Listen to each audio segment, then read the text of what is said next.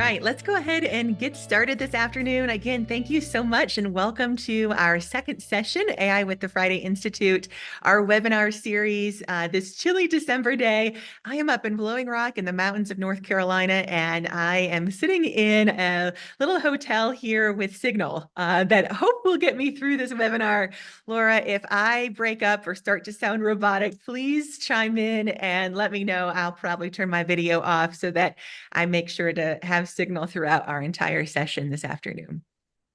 So welcome, everyone. Thank you so much for joining us. If you aren't familiar with the Friday Institute, we are part of the College of Education at NC State, and we get to do some fabulous things with research, policy, and practice. And a lot of that work involves the K-12 learners and educators, but we also work with adults in higher ed and the workforce in North Carolina and beyond. And so if you haven't had a chance to visit our place in Raleigh, we are on NC State's campus, but we have great parking and it's free and close to our building. So stop by anytime. Hope you can join us in person at some of our events in the future.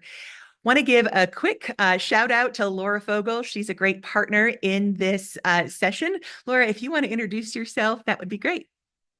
Good afternoon, everybody. Thanks for being here. Thank you, Emma, for inviting me. I'm Laura Fogel, and I'm the director of the library for the College of Education. We're called the Media and Education Technology Resource Center, or METRIC, for those who know and love us. Awesome. Thank you so much. Laura will be helping a lot in our chat this afternoon. Feel free to use the Q&A space in Zoom to interact with us or send us some private messages through the chat feature if you're able to do that.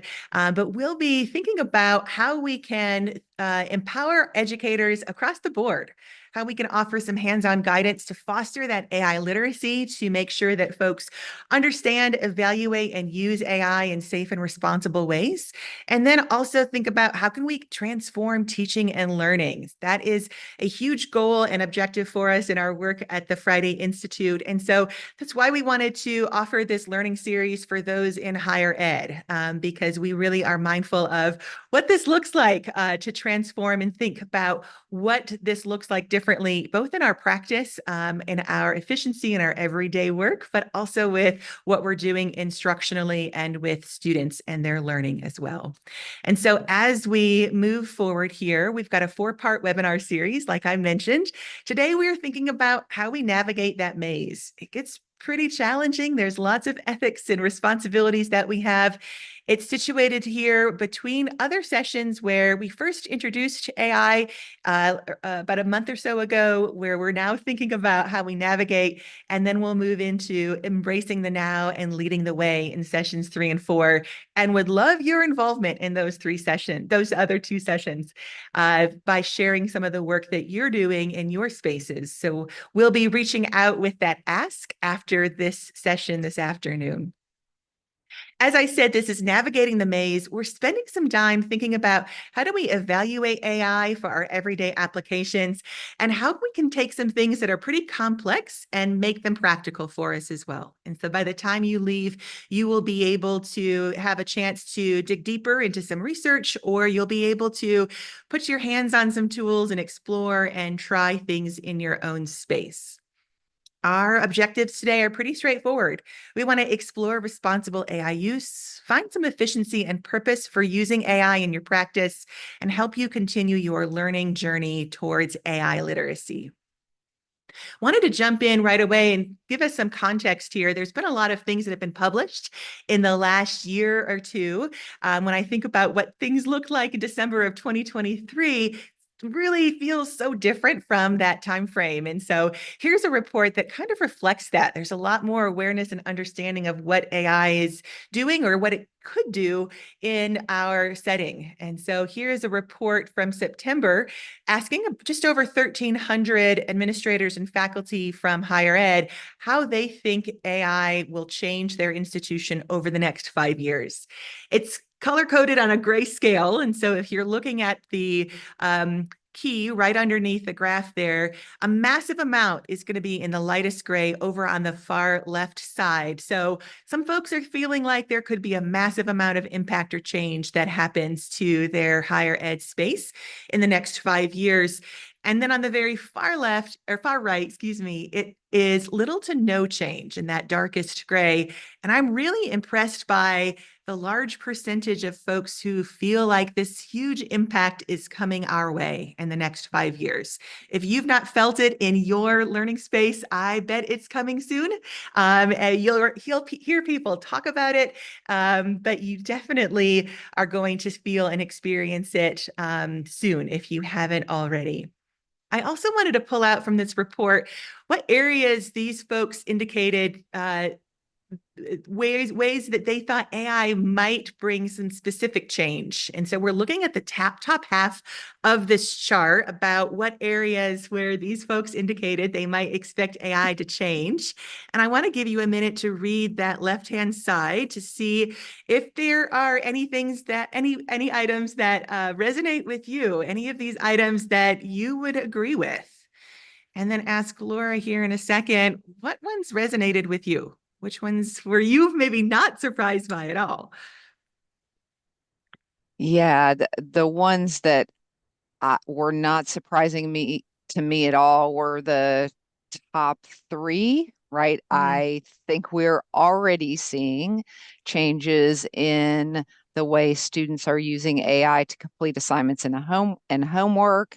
I've had multiple conversations with faculty members about concerns regarding not just future, how students are going to be using AI inappropriately, but currently, like I think a student might be using AI inappropriately, and how can I document that? How do I have that conversation with the student? And I think the third one, faculty are starting to use AI tools to prepare materials for their courses. The one that I haven't seen as much is students using AI for tutoring mm, um, at in higher education, right? I've seen much more about that in K-12 and less about tutoring in higher ed. So I'm interested to see how that one evolves. yeah. Let's look at the bottom half of this list. I was surprised that I didn't see anything here related to intellectual property on this top 10 ways that the institution might expect AI to change in their work from faculty and from administrators, because I think that's a really big deal for a lot of us to be thinking about. What is our intellectual property? And we own that, but what is AI's access to that? And how is that impacting my work and my ownership over those things? What does that look like in the academic and research space? So I was really surprised that we didn't see that listed there. We see a lot of kind of purpose and application. Maybe in another study, we'll hear some deeper things that are included around that as a specific topic. I Yeah, I wanted to jump wonder. to, oh, go ahead, Laura. Sorry, Emma. I was just going to say, I wonder if some of that concern is sort of embedded in some of those responses, but just wasn't because of the way the survey was worded, didn't Sure. really come out as clearly. Yeah. Yeah, that's true. That's right. And I see, Laura, you dropped that into the chat for folks if they wanted to dig deeper into that report and see more about folks' responses there, and see if there's some alignment in their own feelings and understanding of that work. I wanted to move us to the next report that's been published this fall as well, thinking about kind of globally a student survey. Are students using AI in their studies? And we know absolutely that they are, but Laura, any response from this is from your work in metric and what you're hearing from faculty and staff? Yeah, so I've done some informal polling of students in classes and talking to faculty, and I think these statistics hold true for what I've heard from our students. I think depending on um, how they feel like their response to the question is going to be perceived as it's okay or not okay, may skew the response, the numbers and how they're reporting. But I do think the majority of our students are using AI in some ways in their studies. Yeah, yeah. I know a fear that we hear a lot about from folks is that AI is going to replace our jobs. We've heard that from teachers. We've heard that from other folks at faculty at higher ed as well. And I think what we see and hear still overwhelmingly, and I think there's a link that Laura's going to put in the chat for us, is that while things are going to change with AI and with that use, students are reporting that they aren't ready to replace their professors with a bot. They still want that human in the loop, that human interaction. And I think that's really important to keep in mind as we are using AI and working with students, that they still value that human connection, despite all of the materials, resources, tech tools that might be available for them. The other thing that I found really interesting in this report too, and Laura, I'd love to hear your thoughts on it, is related to how overwhelmingly students are reporting their own use of AI. That search for information is it was really shocking to me that we have a lot of students who are using AI directly as a search engine, it sounds like. Yes, right. I was surprised by this too, but then I think as I reflected on it a little bit more, those first two use cases are really uses that students are used to using digital tools to do. And so I think they're leveraging of AI tools is still in traditional ways that they've used other tools, and they're just starting to really understand the unique capabilities of AI that you see showing up in that, summarizing of documents, paraphrasing, and creating a first draft. So I think as students develop their AI literacy, we'll start to see more of a shift. But also as the AI tools evolve, right, we are seeing more of we are starting to see a merging of search engines and generative AI tools. So that search for information may stay pretty high. Sure. Yeah, that's really good point. I appreciate that perspective because I think we have sometimes a natural assumption that the students are innovating and leading the way and they have this all figured out when they really are relying on support to learn what could be the transformational power of this. What does this look like for them beyond some of these beginner ways of using this tool? And so how can we dig deeper and think critically about using it, but also in an innovative kind of way?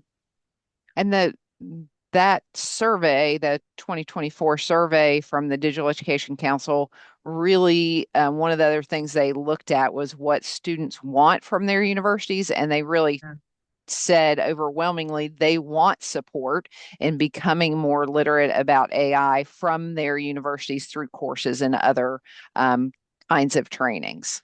Yeah, that's a really great point. Yeah, that's right. So where does that leave us then as the experts or instructors or leaders in this space, thinking about how we can create some conditions and think about AI that is safe and responsible and ethical? And so one of the things that's been important for me in my understanding of AI in education is by looking at what industry and research and even the White House here has published around what we should be looking for when it comes to our AI systems. And so I have really found that the AI Bill of Rights, the blueprint for an AI Bill of Rights that the White House published 2 years ago, to provide a really interesting foothold for me in how I think about AI as a tool and how I can evaluate that work. And so Laura's just dropped into the chat for you the link to the blueprint for the AI Bill of Rights. And I think there's also a taxonomy that's been published by UC Berkeley that she'll put into the chat as well, that allows you to dig into that work a little bit more, to think about how do we create some of the frameworks to make sure these tools are trustworthy and safe and responsible for us to use. While you look at the screen and see there are 5 pillars here, some of this has to be put into context for us. I think the Bill of Rights does a really good job of giving us some examples for what we should expect as consumers or users of AI at large. But I also think there is an angle here that we need to be considering from the education perspective. And so I want to walk through each of these five and talk about some current real life examples related to each of them. The first one being safe and effective systems. Essentially, AI should do no harm. Users should not experience any negative things or any harm because AI has been used. And if you do experience harm, that's going to be problematic. One of the ways that we hear about AI harming students, and this is in the news in various ways, is these AI detection systems. Recently, there was a huge splash in the headlines related to a school, I believe in Massachusetts, where a parent ended up suing the school district because their student had been accused of cheating. And there was some back and forth regarding that, and it had a lot of attention. And in the long run, it was investigated, and we found out that there was plenty of evidence why the student did cheat, but there was a lot of legwork that teacher needed to do, and the school had to have in their policy. That lawsuit, I think, ended up being dismissed. And not as big of a headline as it first was made out to be. And so I think that immediately folks think about cheating, and they think about how we're going to prevent cheating, and they jump to this idea of having a detector. And just more and more it's reinforced that these detectors, these checkers, just aren't working. And so I think that there are other ways that there is harm that's happening with AI that we'll talk about in the next few pillars, but want to bring that up just to continue to reinforce that we're in this kind of interesting space where folks are thinking, how do we implement something that would catch students cheating? Or how can we create and design instruction that would leverage AI rather than be focused on that cheating aspect of it? The other piece that I think is relevant here is thinking about algorithmic discrimination protections. So not only can the data be biased and discriminate against individuals, but we also see that the algorithm itself can do that as well. I wanted to highlight a couple of things here. One of them, we've been hearing for a while about universities or school systems that are using some type of a system in order to enroll students in different programs, to put them in different courses. They're using AI as a predictor of how successful students might be. And so back in 2021, the markup article you see on the screen here was about using race as a high impact predictor of student success. But recently found it really interesting that from AERA, we have another study that reinforced that algorithms used by universities to predict student success may be racially biased. And so one of the protections that we really want to make sure that we're building in and thinking about when we go to use AI is whether or not this is something that is biased. What's the data that's gone in? What's the data that's coming out? What's the algorithm? And what does that look like? I wanted to bring up this other article here related to algorithmic discrimination because this is one that folks might not have seen this spring, where large language models are potentially becoming more racist, even with the human in the loop, even with that human intervention. And so it's something for us to consider and think about when it comes to the types of platforms that we are using. I know, Laura, we had a conversation about this previously. Wonder if you have any reflections here to share. Yeah, I think one of the things that we've heard about AI to minimize that bias is to make sure that there's a human in the loop. And so I think it's really important that we don't think of that as just like a checkbox, like, okay, well, there's a human in the loop, and so then we're okay. I think this research is important for everybody to review and make sure that we're still continuing to look critically, even if there's a human in the loop. Yeah, right. Thank you.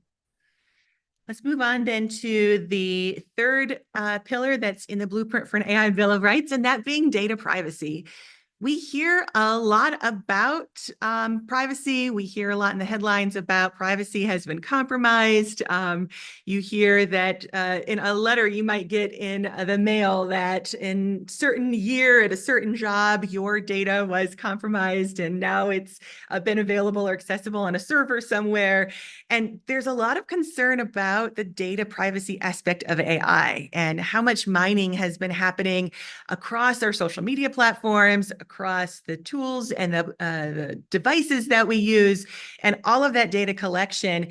But according to the Blueprint for an AI Bill of Rights, we should have some type of protection for our data, and it should have some type of security. I think a lot of folks this fall were shocked when they found out that that popular game from COVID times a couple of years ago, Pokemon Go, was actually collecting our data all along and training to build an AI map that was using all of those images and locations and all of that data that was being collected was being used in a way to further the company's interest in creating this map. And I was surprised that others were surprised. I had read the terms of service and knew this was happening, but I also realized that not a lot of people necessarily look at those things. And so it's one of the pieces of information that I think it's really important for us to pay attention to. I Go was ahead, Lauren. just going to add, Emma, that the survey of university students that we referenced earlier, the number one concern of university students is privacy and data security, which it surprised me a little bit that that Yeah. was the largest concern of students, but I think it's a valid concern. Yeah, absolutely. And so I'm interested in it. It's something that will be explored, I think, further in the next couple of years, hopefully. What permissions and rights do we have over our own data and where that lives and what's happening with it?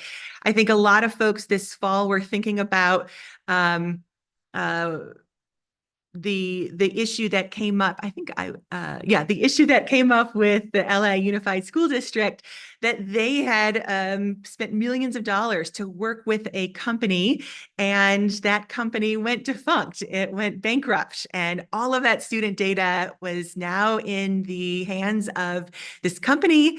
There is probably a lawsuit in the works related to that data that now has been compromised by that company. And I think what's curious and interesting is who's going to be responsible for that data breach that now is happening with all of that student information. And where did that data go? It's hard to know. And it's once it's out there, you can't really pull it back. And so it's one of those things that as educators, we have to not only be mindful of our own data, but also that of our students too.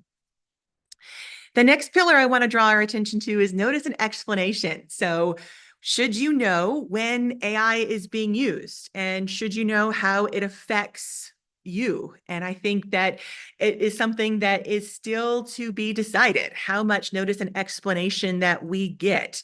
I think a lot of folks this fall were upset when they found out that LinkedIn had an AI feature that they didn't really know about until it hit social media, and their friends were complaining about and talking about turning off the AI LinkedIn feature because uh, it was training their AI based on people's posts and people's information. And so we saw a lot about that in the LinkedIn space, but it's happening all the time with a lot of different platforms, and we don't even know about it.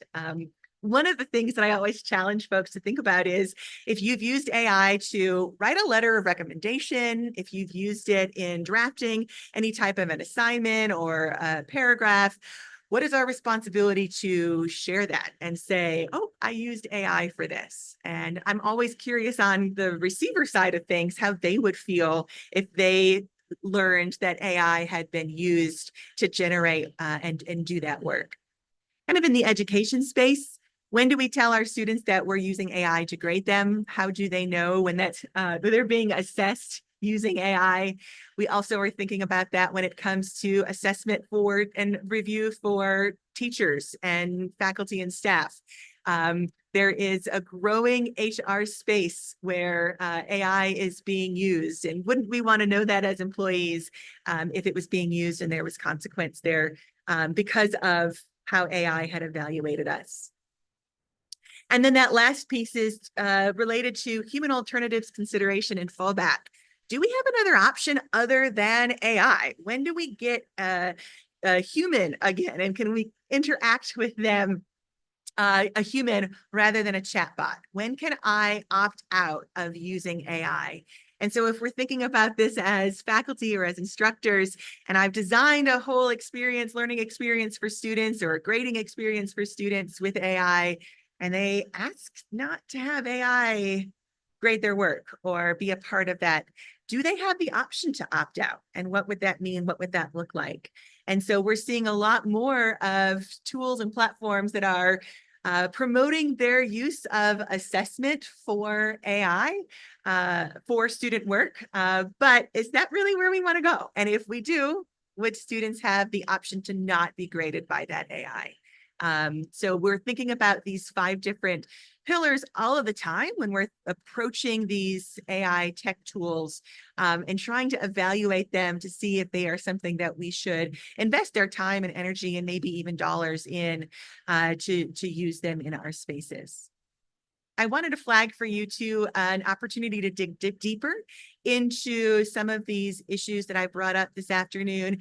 MIT is curating this dashboard, this AI risk repository that you would be able to access and explore their database of 700 different AI risks that could be a result of AI. And it sounds really overwhelming and scary when you think about it in this context. But I think it's important for us to be able to go through these steps to think about, how do I evaluate if this is the right AI for me before I leap in with both feet and I'm not paying attention to all of the responsibilities that I have surrounding that tool use.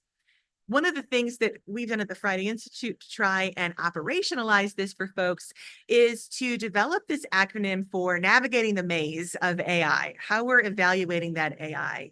So holistically, we really need to be thinking about the data privacy. How do we monitor for that and what does it look like? How do we assess for the accuracy of AI and the outputs? How are we zeroing in on the bias of that system to make sure that the information that it's producing is not discriminating or is not based on stereotypes or inaccurate information? And then once we've gone through those 3 steps, thinking about how do we consider the evaluate the value of this tool? And would I want to begin to use this in my practice or in my everyday functions? And so those 4 steps have been really helpful for educators to think about, is this the right tool? And so I know, Laura, I just saw that you put something into the chat for us. There are some questions for evaluating tools that are there on our blog post from this past summer that you're welcome to explore and dig deeper into into each of these different areas. I wanted to explore this with you here this afternoon using Parlay, which is a platform that allows you to generate questions based on pre-existing content, typically a video, a YouTube video. If you've not used it before, it's pretty user-friendly and convenient. But when I wanted to investigate Parlay and evaluate if it was appropriate for me to use it as an AI tool, when I first thought about the data privacy, immediately I was struck by the notion that Parlay has a badge from Common Sense Media, that it is their privacy policy is approved by them. And so what that means to me is that a third party has assessed this and has evaluated that it meets its standards for privacy. But what I really appreciate too about Parlay is if you were to look at their terms of use, their terms of service, they're very user-friendly. And so I appreciate the readability of that. And it means to me that if we've got younger students or others that are on this type of a platform, the readability of this might be even accessible for those age users. And that's something that comes up in development when I'm working with AI designers and software engineers all the time, are the legal aspects of how we need to notify folks of how their data is collected and what that looks like in the terms of service. But it's really important, in my opinion, to build trust and transparency by having something that's very readable for folks that they could understand and don't need to have their own law degree to understand. The next thing I want to look at is accuracy. I mentioned that as we started to talk about the maze. When I am asking Parley to provide me information on this specific topic, relevant structures within a cell function to support the life of plants, animals, and bacterial cells, I chose 7th and 8th grade for that specific topic, but I could have chosen another grade level or higher ed. The output of that specific task that I gave it, was it accurate? Was it on grade level? Was it right type of information that I wanted to get from this AI tool? And then when I look at the discussion questions here, is that the output that I would expect and want to get from this type of platform? The other thing I want to think about too is that bias. So the content, is it biased and it's not representative of the full field of study that I would want to make sure students were including in their work? And then when it's assessing students, is it doing that in a way that is fair and equitable? Is it doing it with any bias or discrimination against them based on the input that they have, the questions that they have answered, or because of their background, their experience, their race or identity? And that's something for us to zero in on, both on the creation side, but then also on the assessment side for students. And then I want to think finally about what is the value of a tool like that? Is it for my efficiency, where I can generate discussion questions that can be pre-made material, it can sync with different learning management systems? And then is it for my instruction as well? I can customize questions, I can assign questions, it might be good for discussion boards. And so working through that MAZE process, I can get to a space where I'm comfortable and would really want to move towards adoption of using this type of tool. In our first session, we talked a bit about evaluating AI for use and the notion of efficiencies with AI, which something like Parley might do, and then transformations with AI. And so what I'm really hopeful for us as educators in the next few years is that we're really going to get to that place where we can think about those application pieces. So I wanted to give you a chance this afternoon to either dig into two different things. One could be the systematic literature review of applying Gen AI in education. So Laura will put that link into the chat for you. So there's a lot to digest here in this lit review from Frontiers of Digital Education. And I also wanted to give you a chance to evaluate AI for your use by exploring this HyperDoc that we'll include in the chat as well. So it gives you some time here to think about your own use and efficiency and application of AI. So if you click on the link that will drop in the chat for this Google Doc, it will take you to some interactive activities here where you can first think about finding the perfect prompt. So there is some instruction there from 3 different approaches for what that can look like. You can use the RAFT framework, you can use the prep and edit framework, or a who, what, why, where type of framework for creating your own prompt.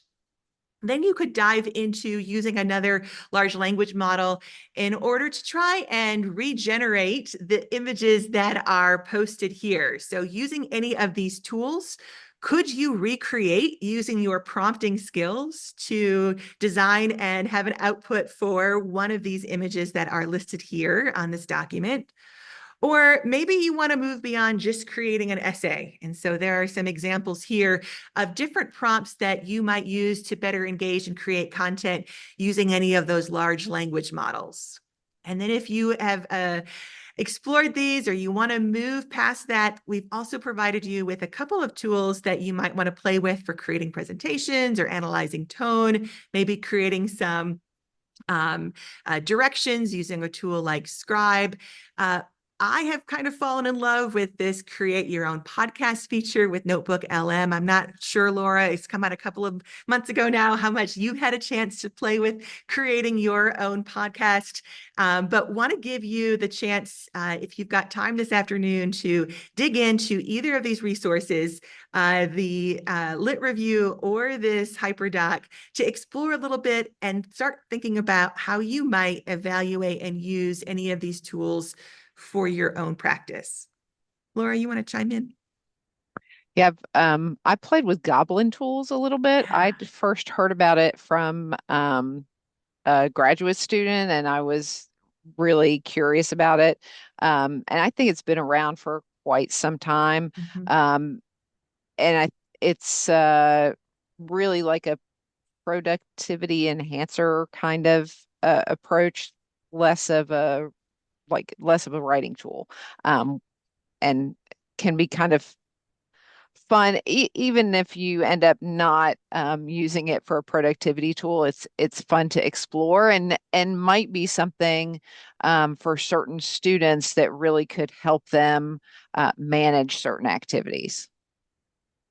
One of the ways that I use this one a lot is the judge feature. So if you click on Goblin Tools and you use the menu drop down feature and you go to judge, I use this one sometimes because I get an email and I think, oh, I didn't like the tone of that email. And or maybe I write something and I think, oh, maybe that's Yes. too cranky. Yeah. Let me think about that a little bit more. And so I'll copy and paste that into the text box here and it will judge what the tone is. And it's really interesting the way that it analyzes it and the text comes across as fill in the blank, but then it will even suggest a response to uh, that text, that message that might be entered there. And so it's really interesting the way that it perceives and predicts what's happening in that space. Sometimes I might be bringing some emotional and some feelings to reading something, and so I want to have a third party review it that's more objective. Yeah, I love that one. And I was also going to comment on Parlay, right, which you were talking Mm. about earlier. That's linked here, and I had dropped it in the chat also. Um, that I think Parlay is it gives you an opportunity as an instructor to have a conversation with students about AI, right? Like give them the opportunity to engage with it and then give them a peek behind the curtain, so to speak, of okay, so this is these are the AI features of Parlay. These are its data and privacy statements, right? So it can not only can you potentially use it, right, to um, have an enriched discussion between students, but you can use it as a AI literacy building opportunity with your students as well. Right. Right. It's super convenient. It's amazing how fast it generates things.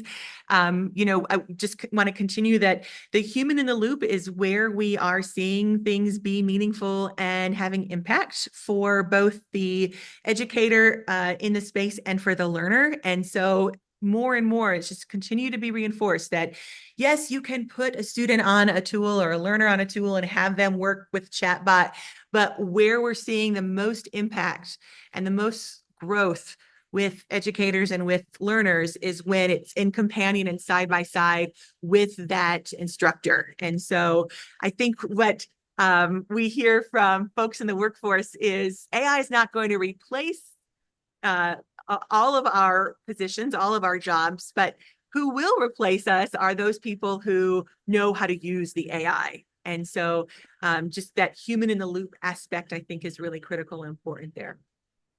And I think too, remembering that students need support in being able to use these tools effectively, right? Because we touched on that a little bit before, but sometimes we assume that students already have it figured out and they really know the capabilities and they know the most effective ways to use the tools. I would say they've all heard of the tools, but just like us, they're on a learning curve of how to use them most effectively.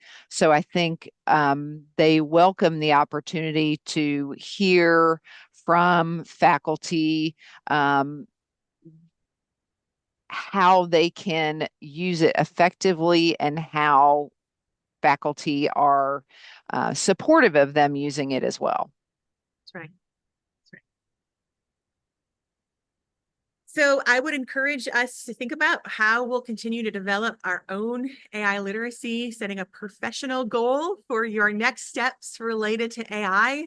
One of the things that I would love to encourage you to do for your personal goal is thinking about how you might be embracing the now and leveraging AI for learning impact. I mentioned at the beginning of our session today that we are going to ask you to share, especially in sessions 3 and 4. And then we have an upcoming event in February, February 25th, that will be at the Friday Institute in person, where we would love to hear from you, those who have adopted or have implemented things that are in your work or in your classrooms that you'd be willing to share. And so we'll email out the framework for what that can look like to share and showcase some of the things that are happening in your space. And we'll be thinking more about that learning impact in our next session, and hope you'll be able to join us in January as we turn to some of those firsthand examples that would love to curate and showcase from those that are putting it into practice in their spaces. So as we wrap up, if we've got any questions this afternoon, we would love to hear from you. We've got a couple of folks who have shared some things related to other resources. We've got some tutoring that's happening.